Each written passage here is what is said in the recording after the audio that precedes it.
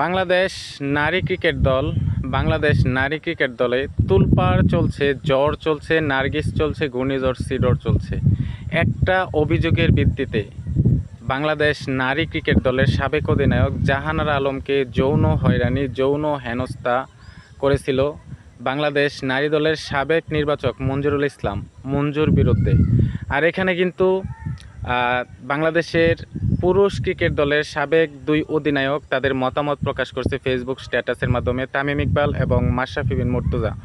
তামিম ইকবাল কিন্তু ডাইরেক্ট বলেছে বিসিবি যে তদন্ত কমিটি গঠন করেছে সেটার উপর ভরসা নাই, সরকারিভাবে যে কোনো একটা তদন্ত কমিটি গঠন করা হোক যেখানে বিসিবির কোনো ইনভলভ থাকবে না। আর মাশরাফি বিন মুর্তজা তার পোস্টেও কিন্তু এর সর্বোচ্চ শাস্তি এবং নিশ্চিত করার জন্য সে আহ্বান জানিয়েছে। আর বাংলাদেশ সরকারের পক্ষ থেকে বাংলাদেশের ক্রীড়া উপদেষ্টা আসিফ মাহমুদ সেখানে কিন্তু জাহানারা আলমকে বলেছে যদি জাহানারা আলম চায় তাহলে সরকারিভাবে আইনি ব্যবস্থা গ্রহণ করা হবে। দেখা যাক এই অভিযোগটা, এই যে তোলপাড় সৃষ্টি হয়েছে, এটা কোথায় গিয়ে শেষ হয়।